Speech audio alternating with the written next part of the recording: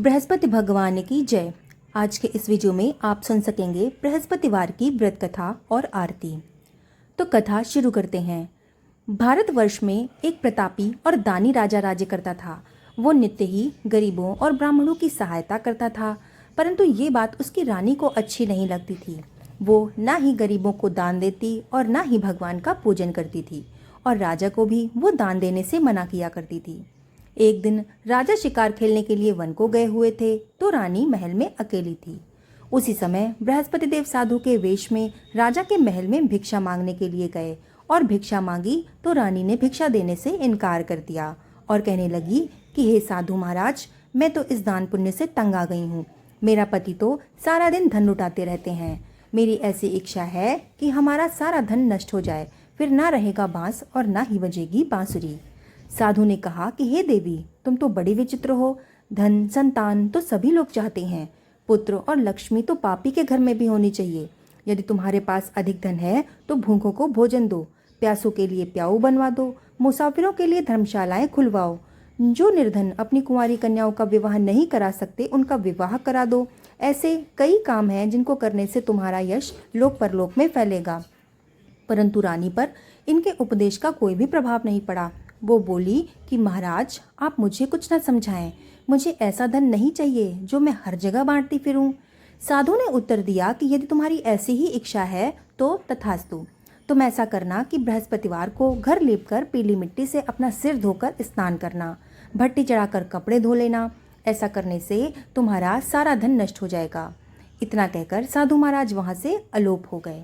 साधु के कहे अनुसार बातों को पूरा करते हुए रानी को केवल 3 बृहस्पतिवार ही बीते थे कि उसकी समस्त धन संपत्ति नष्ट हो गई। भोजन के लिए राजा का परिवार तरसने लगा। तब एक दिन राजा ने रानी से बोला कि हे रानी, तुम यहीं रहो, मैं दूसरे देश को जाता हूँ, क्योंकि यहाँ पर सभी लोग मुझे जानते हैं, इसलिए मैं कोई छोटा मोटा कार्य नहीं कर सकता। ऐसा कहकर राजा परदेश चला गया। वहां से वो जंगल में जाकर लकड़ियां काट कर लाता और शहर में जाकर बेच देता। इस तरह वो अपना जीवन व्यतीत करने लगा। इधर राजा के परदेश जाते ही रानी और दासी दुखी रहने लगी। एक बार जब रानी और दासी को 7 दिन तक बिना भोजन के रहना पड़ा, तो रानी ने अपनी दासी से कहा कि हे दासी, पास ही के नगर में मेरी बहन रहती है, वो बड़ी धनवान है, तू उसके पास जा और कुछ ले आ, ताकि थोड़ी बहुत तो गुजर बसर हो जाए। दासी रानी की बहन के पास गई। उस दिन गुरुवार का दिन था और रानी की बहन उस समय बृहस्पतिवार की कथा सुन रही थी। दासी ने रानी की बहन को अपनी रानी का संदेश दिया, लेकिन रानी की बड़ी बहन ने कोई भी उत्तर नहीं दिया। जब दासी को रानी की बहन से कोई भी उत्तर नहीं मिला तो वो दुखी हुई और क्रोध में भर गई। दासी वापस आकर रानी को सारी बात उसने बताई। वो सुनकर रानी ने अपने भाग्य को कोसा। उधर रानी की बहन ने सोचा कि मेरी बहन की दासी आई थी, परंतु मैं उससे बोली नहीं, इससे वो बहुत दुखी हुई होगी। कथा सुनकर और पूजन समाप्त करके वो अपनी बहन के घर आई और कहने लगी कि हे बहन, मैं बृहस्पतिवार का व्रत कर रही थी। तुम्हारी दासी जब मेरे घर आई थी तो मैं कथा सुन रही थी, परंतु जब तक कथा होती है तब तक ना उठते हैं ना ही बोलते हैं, इसलिए मैं भी नहीं बोली। कहो दासी, तुम क्यों आई थी? तो रानी बोली कि बहन, तुमसे अब क्या छुपाऊं, हमारे घर में खाने तक को अनाज नहीं है। ऐसा कहते कहते रानी की आंखों से आंसू आ गए। उसने दासी समेत पिछले 7 दिनों तक भूखा रहने की बात अपनी बहन को विस्तार पूर्वक सुना दी। रानी की बहन बोली कि देखो बहन, भगवान बृहस्पति देव तुम्हारी मनोकामना जरूर पूरी करेंगे। देखो, शायद तुम्हारे घर में भी कहीं अनाज पड़ा हो। पहले तो रानी को विश्वास नहीं हुआ, परंतु बहन के आग्रह करने पर उसने अपनी दासी को अंदर भेजा तो सचमुच उसे अनाज से भरा हुआ घड़ा मिल गया। ये देखकर दासी को बड़ी हैरानी हुई।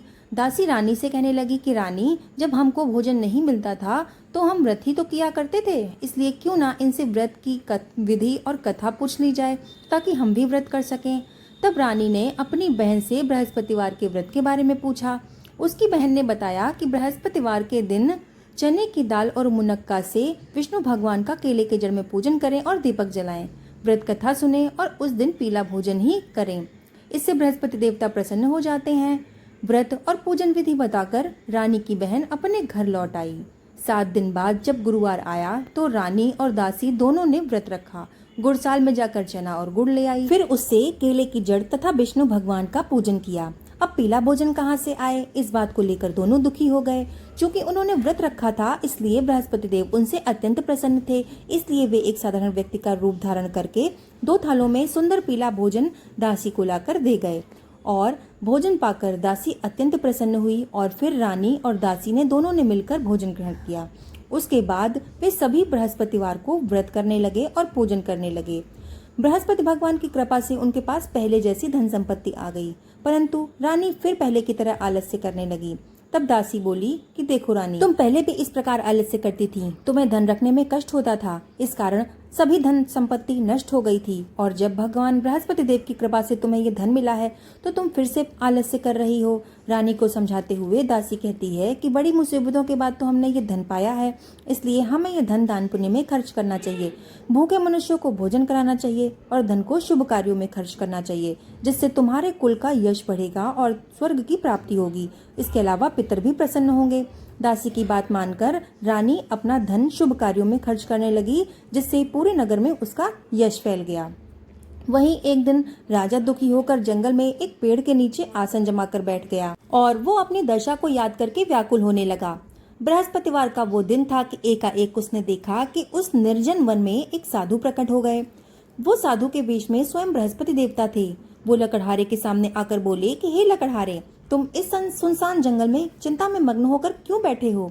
लकड़हारे ने दोनों हाथ जोड़कर उनको प्रणाम किया और उत्तर दिया कि हे महात्मा जी, आप सब कुछ जानते हैं, मैं आपसे क्या ही कहूँ। ये कहकर वो रोने लगा और साधु को अपनी आत्मकथा सुनाई। महात्मा जी ने कहा कि तुम्हारी स्त्री ने बृहस्पतिवार के दिन बृहस्पति भगवान का निरादर किया था, जिसके कारण रुष्ट होकर तुम्हारी ये दशा हुई है। अब तुम चिंता ना करो, तुम्हारे दुख दूर होने का समय आ गया है। मेरे कहने पर चलो तो तुम्हारे सारे कष्ट दूर हो जाएंगे। भगवान पहले से भी अधिक धन संपत्ति तुम्हें देंगे। तुम बृहस्पतिवार के दिन कथा किया करो और व्रत किया करो।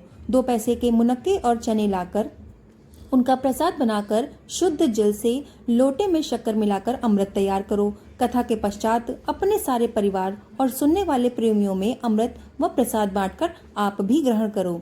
ऐसा करने से भगवान तुम्हारी समस्त मनोकामना पूरी करेंगे। साधु के ऐसे वचन सुनकर लकड़हारा बोला कि हे प्रभु, मुझे लकड़ियां बेचकर इतना पैसा नहीं मिलता है कि मैं भोजन के उपरांत कुछ बचा सकूं। मैंने रात्रि में अपनी स्त्री को व्याकुल देखा था। मेरे पास कुछ भी ऐसा नहीं है जिससे मैं उसकी खबर मांग सकूं। तो साधु ने कहा कि हे लकड़हारे, तुम किसी बात की चिंता ना करो। बृहस्पति के दिन तुम रोजाना की तरह लकड़ियां लेकर शहर में जाओ। तुमको रोजाना से 2 गुना धन प्राप्त होगा, जिससे तुम भली भांति भोजन भी कर लोगे और बृहस्पतिवार की पूजा का सामान भी आ जाएगा। इतना कहकर साधु वहां से अंतर्ध्यान हो गए। धीरे धीरे समय व्यतीत होने पर फिर वही बृहस्पतिवार का दिन आया। लकड़हारा जंगल से लकड़ियां काटकर शहर में बेचने गया। उसे उस दिन हर दिन से अधिक पैसा मिला। राजा ने चना गुड़ आदि लाकर गुरुवार का व्रत किया। उस दिन से उसके सारे कलेश दूर हो गए। परंतु जब दोबारा गुरुवार का दिन आया तो वो बृहस्पतिवार का व्रत करना भूल गया, जिस कारण बृहस्पति देवता उससे नाराज हो गए। उस दिन उस नगर के राजा के यहाँ विशाल यज्ञ का आयोजन होना था। तो राजा ने शहर में ये घोषणा करा दी कि कोई भी मनुष्य अपने घर में भोजन न बनाए और न ही आग जलाए। समस्त जनता मेरे यहाँ भोजन करने आए। इस आज्ञा को जो नहीं मानेगा उसको फांसी की सजा दे दी जाएगी। इस तरह की घोषणा उन्होंने संपूर्ण नगर में करवा दी। राजा की आज्ञा अनुसार शहर के सभी लोग भोजन करने के लिए आए, लेकिन लकड़हारा कुछ देर से पहुंचा, इसलिए राजा उसको अपने साथ घर ले गए। वहां ले जाकर उसको भोजन करा ही रहे थे कि रानी की दृष्टि उस खूंटी पर पड़ी जिस पर उसका कीमती सा हार लटका हुआ था। जब वो हार उसे वहां दिखाई नहीं दिया तो रानी ने निश्चय किया कि जरूर ही मेरा हार इसी मनुष्य ने चुरा लिया है। उसी समय सिपाहियों को बुलवाकर उसको कारागार में डलवा दिया गया। जब लकड़हारा कारागार में पड़ गया तब वो बहुत दुखी होकर विचार करने लगा कि ना जाने कौन से पूर्व जन्म के ऐसे कर्म हैं जिनसे मुझे ये दुख बार बार प्राप्त हो रहा है, और उसी साधु को याद करने लगा जो कि उसे जंगल में मिला था। उसी समय तत्काल बृहस्पति देव साधु के रूप में प्रकट हुए और उसकी दशा को देखकर कहने लगे कि अरे मूर्ख, तूने बृहस्पतिवार की कथा नहीं की और अगली बार व्रत भी नहीं किया, इसी कारण तुझे ये दुख प्राप्त हो रहा है। अब तू चिंता ना कर, बृहस्पतिवार के दिन कारागार के दरवाजे पर तुझे 4 पैसे पड़े हुए मिलेंगे, उनसे तू बृहस्पति देव की पूजा करना तो तेरे सारे कष्ट दूर हो जाएंगे। बृहस्पतिवार के दिन उसे 4 पैसे पड़े हुए मिले। लकड़हारे ने व्रत किया और कथा कही। उसी रात्रि को बृहस्पति देव ने उस नगर के राजा को स्वप्न में आकर कहा कि हे राजन, तूने जिस आदमी को कारागार में बंद कर दिया है वो निर्दोष है, वो एक नगर का राजा है, उसे छोड़ देना। रानी का हार तुम्हें उसी खूंटी पर लटका हुआ मिलेगा। अगर तूने ऐसा नहीं किया तो मैं तेरा सारा राज्य, धन संपत्ति, संतान आदि नष्ट कर दूंगा। इस तरह रात्रि में स्वप्न को देखकर राजा प्रातःकाल उठा और उसने देखा कि खूंटी पर हार लटक रहा है। ये देखकर उसने लकड़हारे को बुलाकर क्षमा मांगी तथा लकड़हारे को योग्य सुंदर वस्त्र आभूषण देकर वहां से विदा कर दिया। बृहस्पति देव की आज्ञानुसार लकड़हारा अपने नगर की ओर चल दिया। राजा जब अपने नगर के निकट पहुंचा तो उसे बड़ा आश्चर्य हुआ, क्योंकि नगर में पहले से अधिक बाग, तालाब, कुएं और बहुत सी धर्मशालाएं, मंदिर आदि बन गए थे।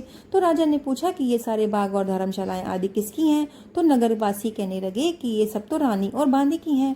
तो राजा को बड़ा आश्चर्य हुआ और उससे गुस्सा भी आ रहा था। जब रानी ने ये खबर सुनी कि राजा आ रहे हैं तो उन्होंने बांदी से कहा कि हे दासी, देखो राजा हमको कितनी बुरी हालत में छोड़कर गए थे। हमारी ऐसी हालत देखकर कहीं वो लौट ना जाएं, इसलिए तुम दरवाजे पर ही खड़ी हो जाना। आज्ञानुसार दासी दरवाजे पर खड़ी हो गई। राजा आए तो वो उन्हें अपने साथ भीतर ले गई। राजा ने क्रोध करके अपनी रानी से पूछा कि तुम्हें ये सारा धन कैसे प्राप्त हुआ? तब रानी ने कहा कि हमें ये सारा धन बृहस्पति देव के इस व्रत के प्रभाव से प्राप्त हुआ है। तो राजा ने निश्चय किया कि 7 रोज बाद तो सभी बृहस्पति देव का पूजन करते हैं, परंतु मैं प्रतिदिन दिन में 3 बार कथा कहूंगा और रोज व्रत किया करूंगा। अब हर समय राजा के दुपट्टे में चने की दाल बंधी रहती तथा राजा दिन में 3 बार कथा कहता।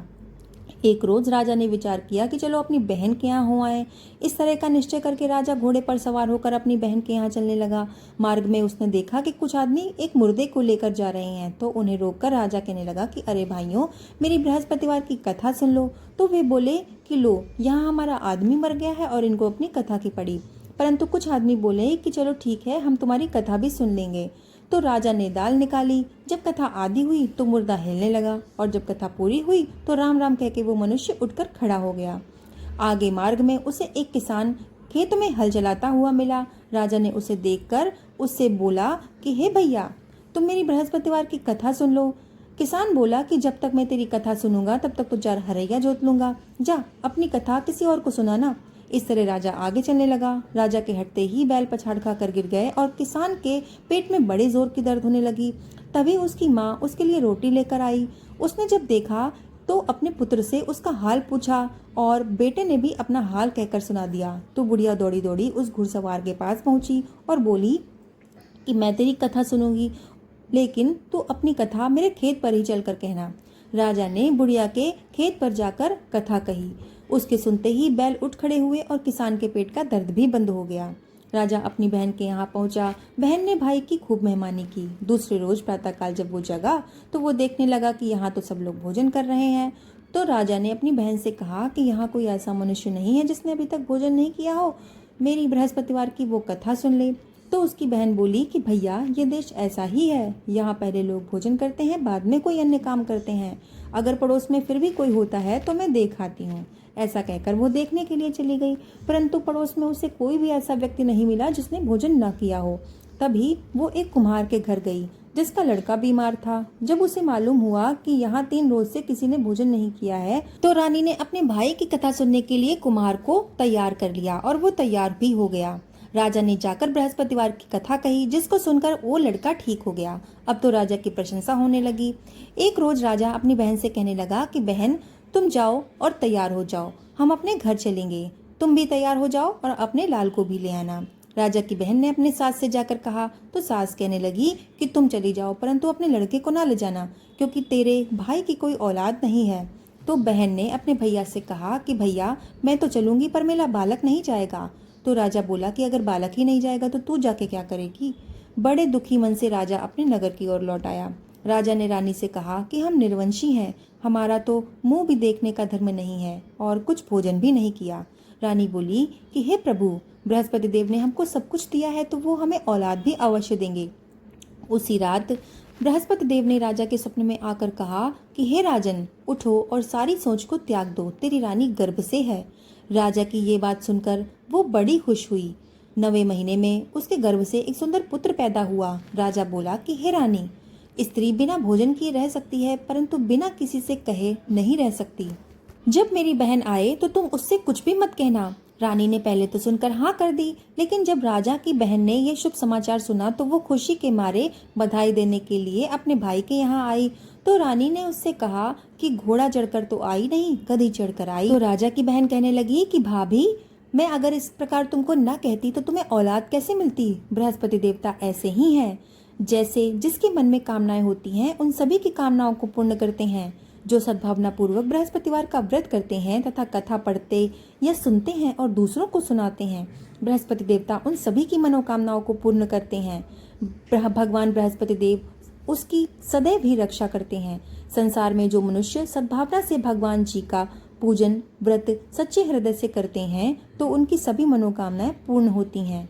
जैसी सच्ची भावना से रानी और राजा ने उनकी कथा का गुणगान किया तो उनकी सभी इच्छाएं बृहस्पति देव ने पूर्ण की, वैसे ही जो इस कथा को सुन रहा है या फिर इस कथा को पढ़ रहा है, भगवान बृहस्पति देव उसकी भी मनोकामनाओं को पूर्ण करना।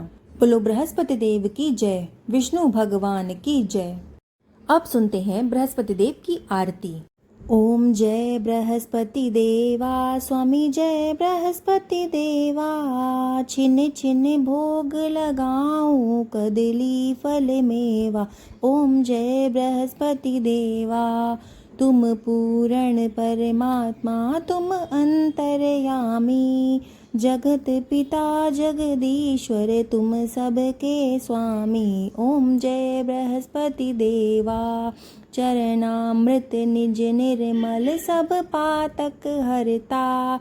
सकल मनोरथ दायक, कृपा करो भरता। ओम जय बृहस्पति देवा, तन मन धन अर्पण कर, जो जन शरण पड़े। प्रभु प्रकट तब हो कर, आकर द्वार खड़े। ओम जय बृहस्पति देवा, दीन दयाल दयानिधि, भक्तन हितकारी। पाप दोष सब हरता, भव बंधन हारी। ओम जय बृहस्पति देवा, सकल मनोरथ दायक, सब संशय हारो। विषय विकार मिटाओ, संतन सुखकारी। ओम जय बृहस्पति देवा, जो कोई आरती तेरी प्रेम सहित गावे। जेठानंद आनंद कर, सो निश्चय पावे। ओम जय बृहस्पति देवा। बोलो विष्णु भगवान की जय, बृहस्पति देव की जय। यहाँ पर कथा व आरती समाप्त हुई। अगर आपको पसंद आई हो तो इसे लाइक करके शेयर ज़रूर कर दीजिएगा। इसके अलावा कमेंट में जय बृहस्पति देव लिखना ना भूलिएगा और चैनल को सब्सक्राइब कर दीजिएगा। बेल आइकन ज़रूर प्रेस कर दीजिएगा ताकि ऐसी कथाएं हम आगे भी आप तक पहुंचाते रहें। तो चलिए मिलते हैं ऐसे ही दूसरी कथा के साथ, तब तक के लिए धन्यवाद।